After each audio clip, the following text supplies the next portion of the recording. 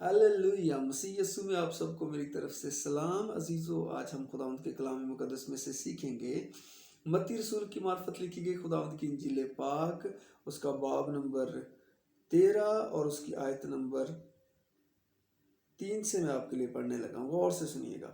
और उसने उनसे बहुत सी बातें तमसीलों में कहीं कि देखो, एक बोने वाला बीज बोने निकला, और बोते वक्त कुछ दाने राह के किनारे गिरे, और परिंदों ने आकर उन्हें चुग लिया। और कुछ पथरीली ज़मीन पर गिरे, जहाँ उनको बहुत मिट्टी ना मिली, और गहरी मिट्टी ना मिलने के सबब से जल्द उगाए।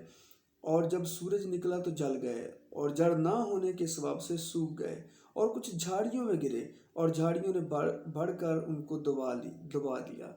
और कुछ अच्छी ज़मीन में गिरे और फल लाए, कुछ 100 गुना, कुछ 60 गुना, कुछ 30 गुना। जिसके कान हो वो सुन ले।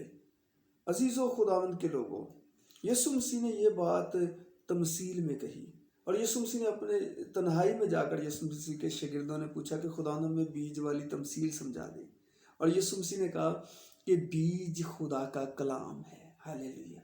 आपने सुना, ये जो तमसील में मैंने, बीज एक ही है, बीज एक ही है। और बोने वाले ने कुछ तो पथरीली ज़मीन में डाल दिया, कुछ जो है वो राह के किनारे गिरा, कुछ जरखेज़ ज़मीन में गिरा। सो खुदा का कलाम तो एक ही है, वो पाक है, बीज में कुछ प्रॉब्लम नहीं है, बीज बिल्कुल ठीक है। जो मसला है वो ज़मीन के अंदर है। कुछ ज़मीन पथरीली है, कुछ ज़मीन जरखेज़ है, कुछ ज़मीन सख्त हो गई है।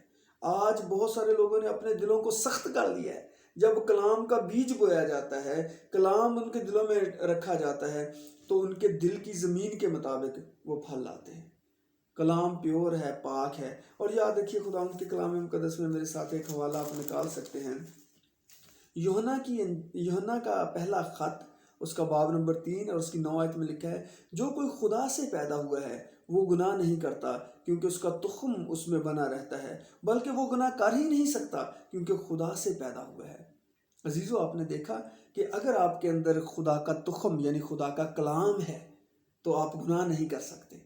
आप बिल्कुल एक पाक और पवित्र ज़िंदगी गुजारेंगे। अपने दिलों की ज़मीन को नरमाइए, अपने दिलों की ज़मीन को जरखेज़ बनाइए, ताकि जब खुदा का कलाम बोया जाए तो वो 100 गुना फल लाए। इसलिए बीज बिल्कुल खालिस है। आप अपने दिलों की ज़मीन को तैयार कीजिए, कलाम की जगाली कीजिए, और कलाम को ज़्यादा से ज़्यादा सुनिए, पढ़िए और इस पर गौर कीजिए। खुदावंद आपको इसका फजल अनायत फरमाए, मसीह हमारे खुदावंद के वसीला से।